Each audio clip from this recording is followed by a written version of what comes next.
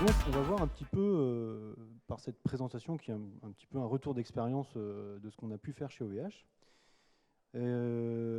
La façon de faire qu'on a abordé, c'était d'embrasser ce qu'on appelle le CDC, c'est-à-dire le Change Data Capture, qui permet en fait non pas d'écrire la donnée en Y pour la copier, la rendre accessible sur des caches, etc., mais c'est plutôt l'écrire à un seul endroit et venir souscrire à ces bases-là ou à ce résultat-là et pour le mettre à disposition d'autres systèmes. Un principe assez simple, c'est qu'on peut avoir des datas mais ne pas en extraire d'informations, mais par contre c'est impossible d'avoir de l'information sans se baser sur des données. Principe simple, mais les gens l'oublient souvent. Alors, à OVH, on avait un contexte. On est une ancienne entreprise maintenant, on a plus de 15 ans. Et ce contexte, mine de rien, je pense que toutes les entreprises le partagent un petit peu. C'est qu'on a tendance à créer des bases de données un peu pour chacun de nos produits, pour chacun de nos besoins. Donc il y a peut-être une base qui va servir à la facturation, une base qui va servir à un produit donné, etc. Puis à la fin, en fait, ces bases-là, elles ne vont pas forcément se parler directement. Et si on a besoin de manipuler des choses, en fait, il va falloir soit un data analyst, ou une, en l'occurrence, qui va pouvoir faire des jointures entre ces bases-là, ou mettre en place des outils qu'on va faire tourner une fois par semaine et qui vont permettre d'aller, je sais pas, croiser des statistiques de vente des bases de facturation avec les statistiques d'un produit, quelles ont été les options choisies dans ce produit-là pour tel ou tel produit. Donc, tout ça, c'est bien, mais ça demande soit de l'humain pour faire la moindre manipulation, soit de s'occuper de développer des outils qu'on va faire tourner à la main. Enfin, c'est pas optimal. Donc il faut décloisonner tout ça. Alors décloisonner ces bases, c'est globalement le principe du big data. Je ne vais pas entrer dans le détail de ce que c'est que le big data. Il y a plein de buzzwords comme le data lake, le big data, enfin tout ce que vous voulez. Ce n'est pas le sujet aujourd'hui. Mais l'idée, c'est de décloisonner ces bases qui sont séparées pour les regrouper à un seul endroit, là où on pourra manipuler ces données et extraire de la valeur. Tout ce qu'on veut faire, au final, c'est juste le principe d'ETL. C'est qu'on veut extraire des données, les transformer, les mitiger, etc., pour en extraire de la valeur, soit en faisant de la data vise, soit en créant des indicateurs, soit en ayant ce qu'on appelle de l'actionable. Donc ça peut être, je sais pas, faire du mailing automatique ou trigger, je sais pas, ça peut être un tweet automatique sur une température qui dépasse. Enfin, après, c'est votre sauce. Hein. Accessoirement, qu'est-ce que c'est que ça? Alors, excusez-moi 2 petites secondes. No thanks. Accessoirement, un des besoins, enfin, une des volontés qu'on avait aussi, c'était de pouvoir versionner une base. C'est un petit peu plus compliqué, mais l'idée, c'était de se dire qu'une base, à un instant T, on voulait pouvoir revenir en arrière, pas en fonction d'un temps, donc d'un snapshot, mais en fonction de vraiment un versionning de ce qui a été updaté dans le temps. Donc, ce qui revient en fait à pouvoir créer une série temporelle à partir de chacune des cellules d'une base. Bon, c'est un besoin un peu spécifique, mais on l'avait. Alors pour faire ça, on a créé le principe de graphe de jointure. Le graphe de jointure, c'est un principe assez simple. C'est-à-dire qu'on a nos bases qui ont été décloisonnées, elles sont toutes disponibles dans le même environnement. Et en fait, on va permettre à l'utilisateur de définir un graphe de jointure. Donc, typiquement, quand on est DBA, ça s'appelle l'UML, le modeling d'une base de données. Hein, c'est très simple. Sauf que là, il faut voir que ces bases-là viennent d'horizons différents, au final. Ce n'est pas l'UML d'une base de données si classique que ça. Ce n'est pas ce qui avait été prévu à la base. Sauf qu'il s'avère qu'on a besoin de joindre ces données-là. Donc, on permet de faire ça. À partir de ces données-là, on va créer un outil qui nous permet de joindre ces bases-là en une seule, de tout mettre à plat, puis plus tard de créer des vues pour n'afficher que la valeur qu'on veut. Par exemple, je dis n'importe quoi, mais si c'est le département marketing qui a besoin de quelque chose, le marketing, ils vont peut-être avoir besoin, en fonction d'un type de produit, d'un profiling, etc., ou d'une adresse, de récupérer des adresses email. Ça, de façon automatisée, ils vont récupérer juste une table avec uniquement ce dont ils ont besoin. Et chaque équipe, chaque team, etc., peut créer sa propre table, sa propre vue, etc., sur son besoin propre. Ce qu'on a ajouté aussi, c'est le fait de pouvoir construire cette table-là, agrégée, ce qu'on appelle des big tables, entre guillemets, à partir du schéma qui est décrit au-dessus. Sauf qu'en fait, au lieu de tout joindre par défaut, on sait, du fait de ce schéma-là, que la table de gauche, là, peut joindre la table mauve du haut à droite au travers de cette table-là. Donc, quand le DBA ou l'admin a décrit le schéma de jointure, l'utilisateur a uniquement à dire bah, moi, en fait, les infos que je veux, c'est cette colonne 1 de cette table-là avec cette colonne 2 de cette table-là. Je sais que c'est disponible. Comment je vais l'avoir, ce n'est pas mon souci. Donc, il dit OK, processe-moi la table. Et lui, ce qu'il récupère, c'est uniquement ça. Est-ce que ça va jusque-là? Donc l'idée de tout ça, c'est vraiment de transformer une situation dans laquelle on avait des utilisateurs qui demandaient à un data analyst de faire des extraits de données, de faire des jointures sur des tables, etc., qui étaient faites à la main, en fait, souvent. Sauf que quand il y a beaucoup de données, avec des serveurs classiques de base de données, ça peut prendre des jours. Et donc, c'était très bloquant pour les besoins des utilisateurs finaux, alors utilisateurs internes pour l'instant aujourd'hui, mais c'est un produit qu'on pourrait ouvrir demain à nos clients, puis voir à d'autres clients. Et l'idée, c'était de pivoter de ça vers ça, c'est-à-dire un data analyst qui va enrichir des données, qui va structurer les schémas de jointure, qui va organiser tout ça, mais les utilisateurs ont accès directement aux données, que ce soit en query, en agrégation de tables ou en data viz après. Alors là, je fais des jolis schémas, etc., mais vous êtes là pour un Tech Today, donc on commence la technique. Alors, on a commencé avec cette infrastructure-là pour un truc assez simple à OVH, c'est le calcul du chiffre d'affaires. Ça paraît simple, mais ça ne l'est pas. Donc, historiquement, c'était des scripts qui tournaient, qui allaient chercher les bases, qui mélangeaient tout ça, qui interprétaient des règles comptables assez compliquées. Enfin, il y en a toute une longueur incroyable.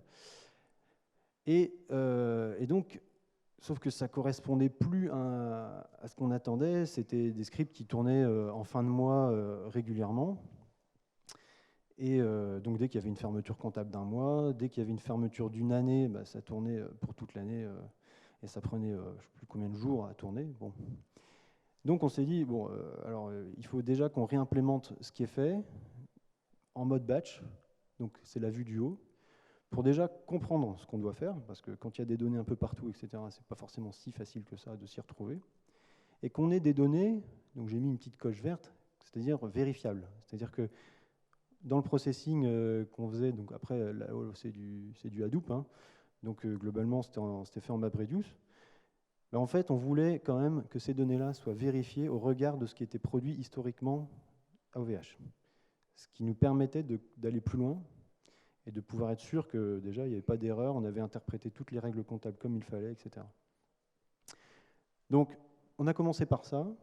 Ça nous a permis d'alimenter d'autres équipes, comme l'équipe fraude, par exemple. Est-ce qu'il y a de la fraude sur nos facturations? Ça passe forcément par ces données-là. Et puis, on a extrait au final le revenu, donc le chiffre d'affaires quotidien. Alors déjà, on est passé d'un modèle mensuel à un modèle quotidien, ce qui est déjà pas mal. Mais en fait, ce n'est pas assez, parce que ce qui nous demandent les utilisateurs internes, c'est quoi? Là, on a fait un tweet pour faire une promotion sur quelque chose, quel est son impact? On a créé un nouveau produit, moi je veux voir là, demain, dans l'heure, est-ce que ça démarre bien? Quel est l'impact de cette modification-là, etc. Donc le daily, quelque part, c'était plus forcément suffisant. Donc il fallait passer sur du temps réel. On passe sur la vue temps réel en dessous. Et là, bon, c'est une autre histoire. Hein, mais quand je vous parlais de Change Data Capture, donc on a toute une partie de l'infrastructure qui s'occupe de aller chercher, récolter la donnée, et toute une autre qui est la data platform, qui consomme ces données récupérées et qui les met à disposition, soit via API, soit via des outils graphiques, etc. On verra un petit peu, je donnerai quelques exemples de ce qu'on a pu faire là-dessus. Alors la partie Change Capture, donc on a des bases, typiquement, donc on peut avoir du MySQL, du PostgreSQL, etc.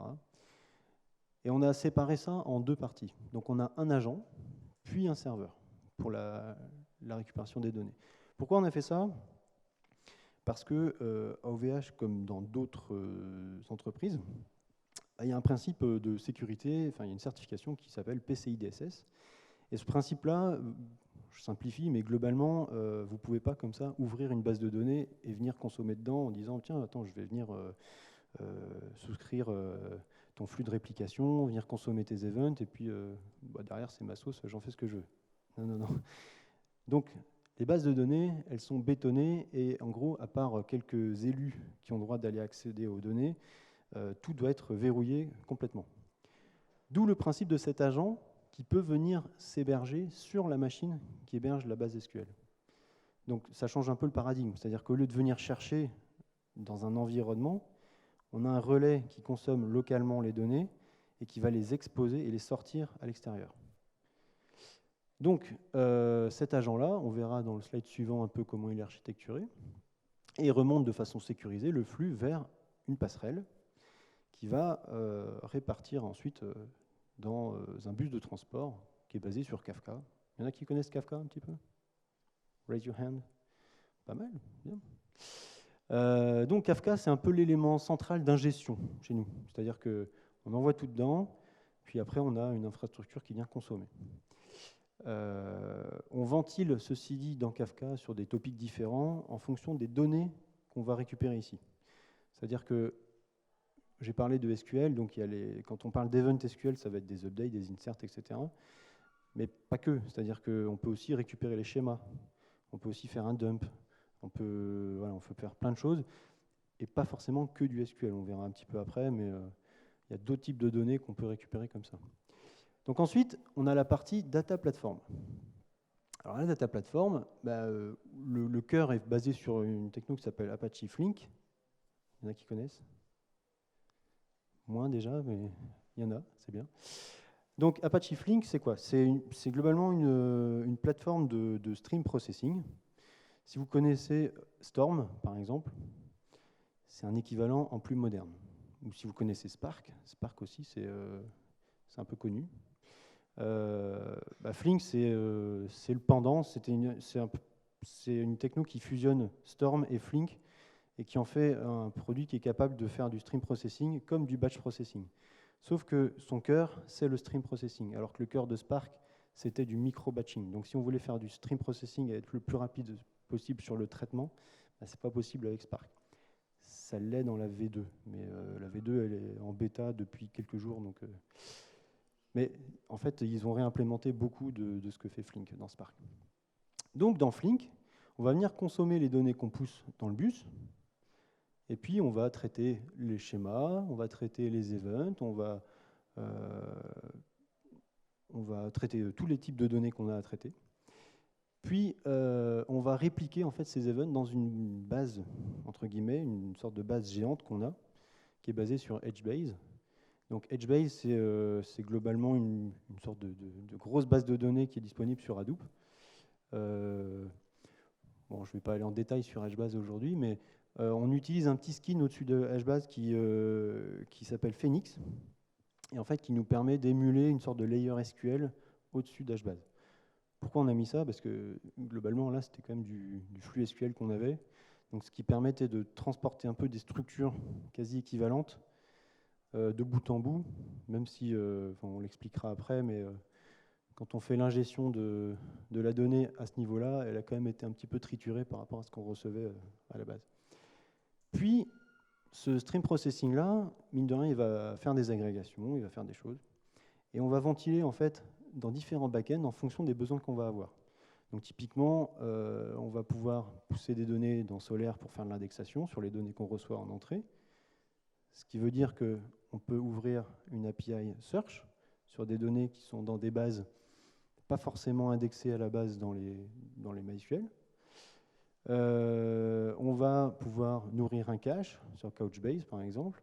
On va pouvoir pousser sur un backend de time series et on va pouvoir pousser les données dans Druid. Il y en a qui connaissent Druid? Moins déjà, hein, là je vous ai eu. Alors, tout ça c'est bien, les données sont là, maintenant il faut quand même y accéder, donc il faut une API. Donc, bon, on a défini toute une liste de points d'entrée d'API qui servent principalement à construire des choses au-dessus, alors c'est surtout pour de l'admin actuellement, mais on va voir quelques exemples d'outils graphiques qu'on a mis soit derrière ces API-là, soit derrière un de ces backends-là. Est-ce que ça va sur ce schéma-là ou est-ce qu'il y a déjà des questions? Parce qu'il n'est pas forcément simple. Bon, on pourra y revenir s'il faut. Alors, le Change Data Capture. Donc, on a dit que l'idée, c'était de venir chercher la donnée pour la rendre disponible dans la plateforme. Donc, comment on fait ça? En fait, on a développé donc un petit agent qui est composé de sources, puis de sync. Alors les sources, elles sont multiples. Aujourd'hui, on a MySQL, on a du Postgre, on pourrait avoir du Mongo, on pourrait avoir du fichier, on pourrait avoir des logs, on pourrait avoir tout ce qu'on veut au final, et remonter des données d'une machine vers cette infrastructure-là. Actuellement, on est en train de l'utiliser justement en plus pour remonter des métriques des machines chez nous. Donc ça dépasse même ce cadre des bases de données là. Et on va avoir certaines sources, celle de tout en haut là, qui est MySQL binlog par exemple, qui en fait va émuler un slave SQL et qui va souscrire un serveur SQL comme s'il était un slave. Donc il s'annonce en disant hey, je suis un slave SQL, j'ai besoin de te répliquer les données, envoie-moi les données. Donc on va commencer à recevoir toutes les données. Ces données-là vont passer. Alors, je n'ai pas parlé des noms, excusez-moi. Il y a marqué Menure dessus. Pourquoi? Parce qu'en fait, le projet s'appelait Bird, B-I-R-E-D. Donc, comme Bird, du coup, on a mis des noms d'oiseaux partout. Et Menure, c'est le nom français pour l'oiseau lyre, le petit oiseau qui répète tout ce qu'on lui dit. Là, en fait, c'est ça. Les events, ils vont tous être répétés dans l'infrastructure. Voilà, pour la petite anecdote. Donc, tout est transformé en Menure event, c'est-à-dire c'est juste la structure interne de l'agent pour transporter les données avec un type qui permet d'identifier au niveau du sync vers quel type de proxy au niveau données là, on va envoyer ces données-là. Donc, ça, c'est ce qu'on fait pour le binlog. Donc, on reçoit les données du MySQL en ce qu'on appelle en RBR event, en row-based réplication. Donc, chaque insert, chaque update, etc., va être répliqué indépendamment, ligne par ligne. Contrairement au statement-based replication, où là, on pourrait avoir des statements. Un exemple, par exemple, c'est update ID and name where quelque chose. Ce where là, il est conditionné par ce qu'il y a sur la base. Donc, quand MySQL réplique ça, il faut que la synchronisation des données soit parfaite pour que l'exécution du statement update where s'exécute de façon identique sur les deux. Donc, ce n'est pas forcément très précis en termes de réplication. C'est pour ça qu'on utilise du RBR, ce qui nous permet en fait d'avoir toutes les lignes, une par une. Alors, c'est un peu plus volumineux en termes de charge, mais c'est beaucoup plus précis en termes de données. On peut faire du filtrage, c'est-à-dire que le serveur, lui, nous envoie tous ses events par DB, mais on peut dire cette base-là m'intéresse, celle-ci non, etc. Donc, on fait un pré-filtrage à cet endroit-là, puis on sérialise. Ici, on sérialise en Avro, par exemple, mais ça pourrait être du JSON ou autre chose, et on envoie les données. Une autre source qu'on peut avoir, c'est la deuxième en dessous, MySQL client. Pourquoi client? Parce que c'est bien de répliquer les données, mais quand vous vous mettez à faire une synchronisation avec un master SQL, vous n'avez plus forcément tous les binlogs présents sur la machine. Si votre serveur SQL il a 10 ans, ça m'étonnerait que vous ayez les 10 ans de binlogs sur la même machine. Donc le serveur SQL ne va pas pouvoir vous envoyer tous les events depuis la première ligne de la table. Donc ce client-là, on va l'utiliser pour quoi? Pour plusieurs choses. Pour une, récupérer les schémas de la base. En fait, pour stocker les données à la fin, on a besoin de structurer tel que c'est fait dans le serveur de source, et donc il va nous falloir le schéma.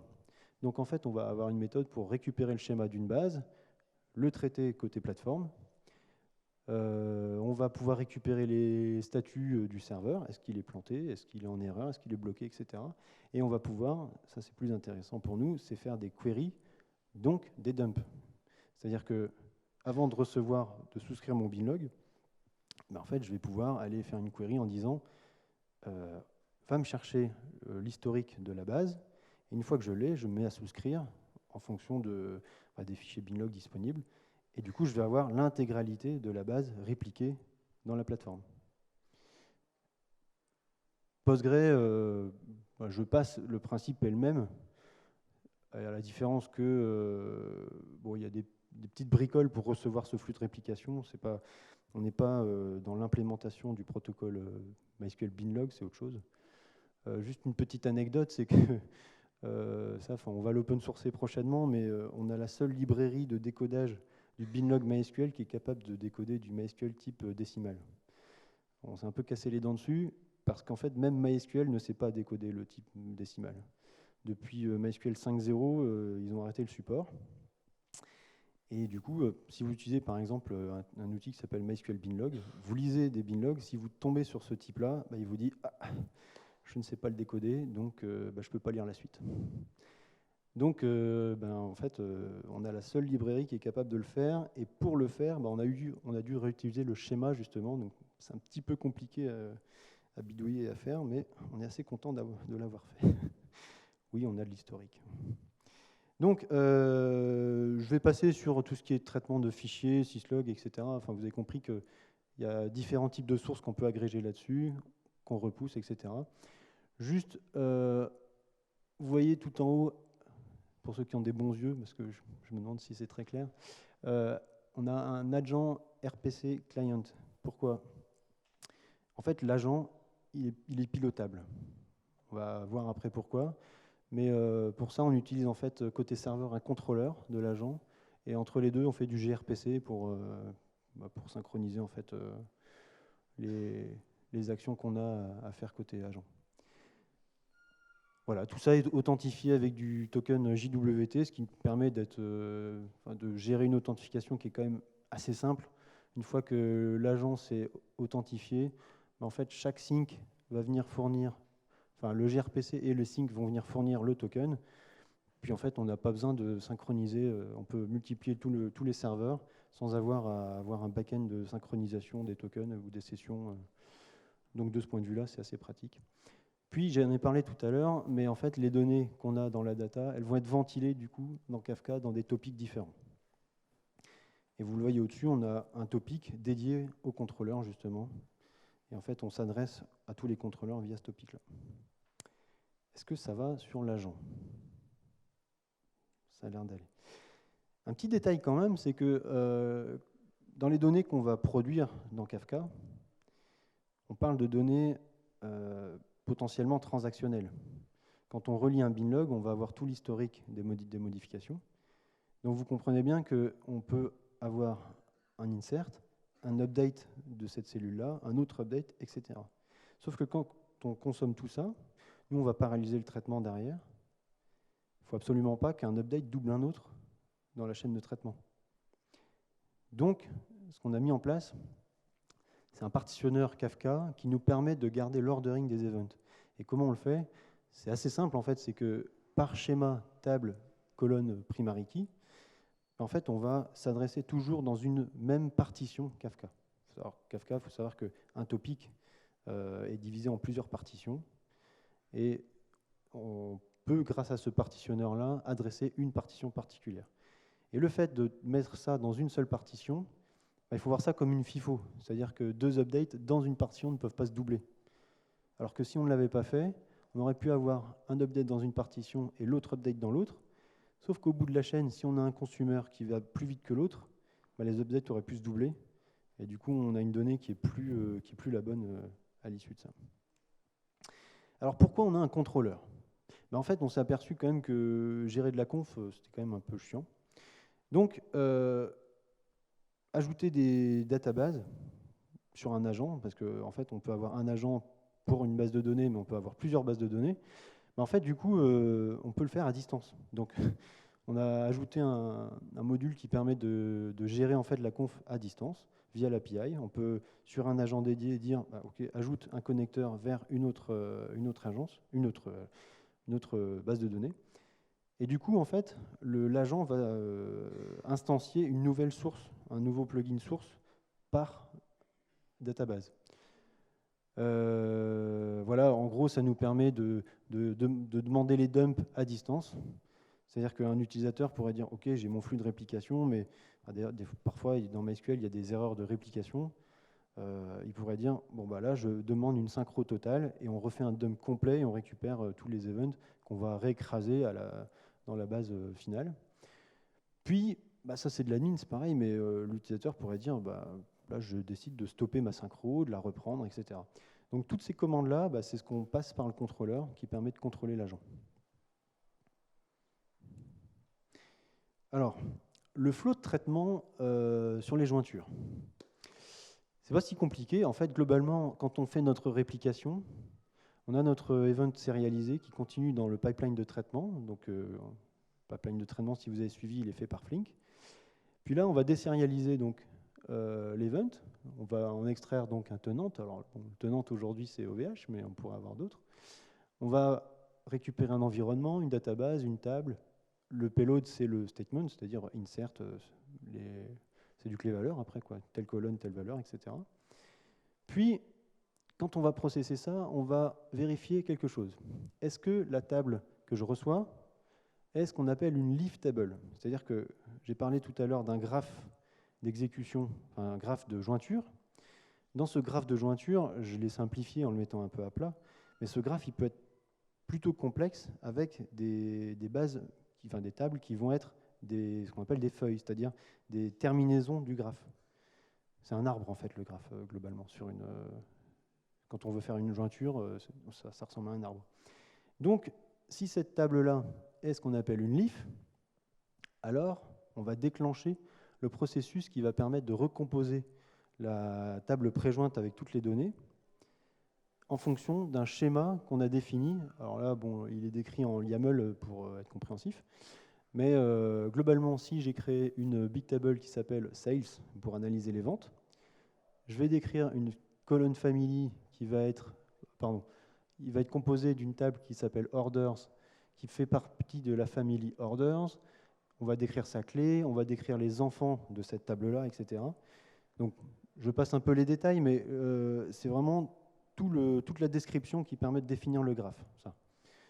Et donc, en fonction de ces clés de jointure, des clés de jointure qui permettent de joindre dans les deux sens, etc., bah, ce format de description-là nous permet de joindre des choses très compliquées avec limite plusieurs clés de jointure réciproques entre les tables.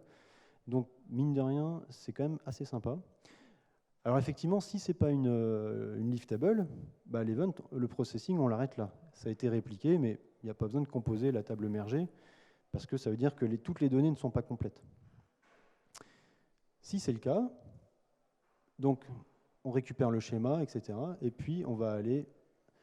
Alors j'ai mis upsert into, parce qu'effectivement ce qu'on fait c'est de l'upsert, c'est pas de l'insert, ce qui nous permet aussi de processer plusieurs fois les mêmes données et de venir réécrire par-dessus la donnée.